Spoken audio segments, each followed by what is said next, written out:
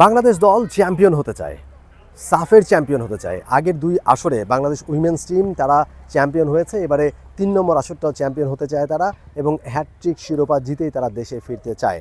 বাংলাদেশের প্রথম ম্যাচ মালদ্বীপসের সাথে, তার আগের দিন বাংলাদেশ দল প্র্যাকটিস সেশনটা সেরেছে ডন বস্কো স্টেডিয়ামে, যেখানে তারা নিজেদের প্রস্তুতিটা ঠিকঠাক মতো সেরে নিয়েছে পিটার বাটলারের দল। এবং এবারে তারা কেমন খেলবে, এই দলটা আসলে স্টার্ট করতে চায় কিভাবে, সেটা একেবারে ক্লিন একটা কনসেপ্ট পিটার বাটলারের কথায়। তিনি যেমনটা জানাচ্ছিলেন যে প্রত্যেকটা দলকে ছোট বড় হিসেবে তারা দেখতে চায় না, প্রত্যেকটা দলের প্রতি তারা শ্রদ্ধা দেখাতে চায়, কিন্তু প্রত্যেকটা দলের সাথে তারা কম্পিট করতে চায়। তাদের প্রিপারেশন এনাফ, এবং তিনি বলেছেন যে তারা ওয়েল প্রিপেয়ার্ড হয়েই তারা আসলে এই আসরে অংশ নিতে এসেছেন।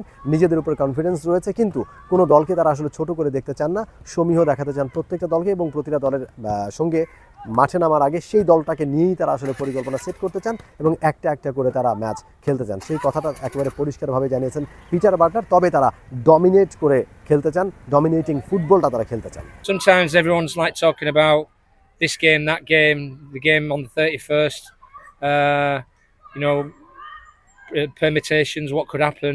You know, the most important game is the next game, and we take each opposition, we treat them in a respectful manner, and we go out there and we put, all I'm asking for the girls is to put in a performance.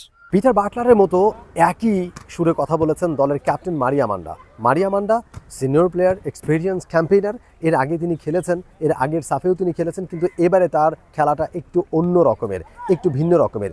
এবারে তিনি দলকে নেতৃত্ব দেবেন, নেতৃত্বের ভারটা তার ঘাড়ে পড়েছে, অর্থাৎ তিনি প্রথমবারের মতো দলকে নেতৃত্ব দেবেন, এবং তার নেতৃত্বেই বাংলাদেশ দল এবারের সাফে পার্টিসিপেট করছে। কেমন হবে সেটা, তার নেতৃত্বে আসলে বাংলাদেশ দল কেমন খেলবে, কিংবা তিনিই বা কেমন বাংলাদেশ দলকে সাপোর্ট করতে পারবেন, কেমন খেলবেন, সেটাও তিনি জানিয়েছেন। যেহেতু আমাদের প্রথম ম্যাচ, তো আমরা সবাই ফিট আছি, তো আমাদের প্রয়োজন যে প্রথমে পয়েন্ট নিতে হবে, তো আমরা সবাই প্রস্তুত, ভালোভাবে খেলার চেষ্টা করব।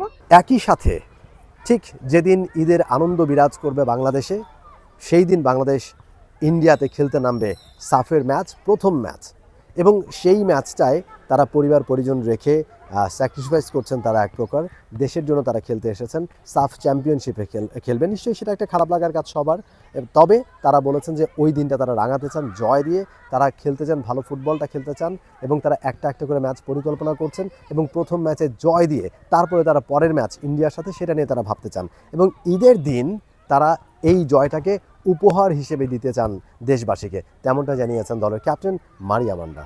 প্রত্যেকটা ম্যাচই খুব ইম্পর্টেন্ট, তো আমরা আসলে সেভাবেই আমরা প্রস্তুত নিয়ে এসেছি।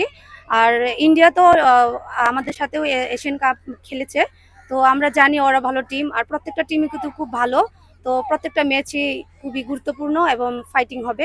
এবারের উইমেন সাব চ্যাম্পিয়নশিপ অনুষ্ঠিত হচ্ছে গোয়ার জওহরলাল নেহরু স্টেডিয়ামে, এবং সেই স্টেডিয়ামে বাংলাদেশের ফার্স্ট ম্যাচ, এর আগে কিন্তু একটা উদ্বোধনী ম্যাচ হয়ে গেছে, সেখানে অবশ্য মালদ্বীপস হেরেছে বড় ব্যবধানে ইন্ডিয়ার কাছে, এবং বাংলাদেশও আসলে কখনো এই মালদ্বীপসের কাছে হারেনি, এবং প্রথম ম্যাচটা তাদের সঙ্গে শুরু হচ্ছে, নিশ্চয়ই ভালো কিছুই করবে বাংলাদেশ, এবং সেই ম্যাচে একটা ডমিনেটিং ফুটবল বাংলাদেশ উপহার দিবে, তেমনটা আসলে সবার প্রত্যাশা যে বাংলাদেশ প্রথম ম্যাচটা জিতে ভালোভাবে এবারের সাফের আসরটা শুরু করবে। Mobin Rohan, T Sports, Goa, India. For more updates, subscribe to our YouTube channel and click on the bell icon. Follow us on Facebook and Instagram. Download T-Sports app to enjoy exciting games and highlights. Visit tsports.com.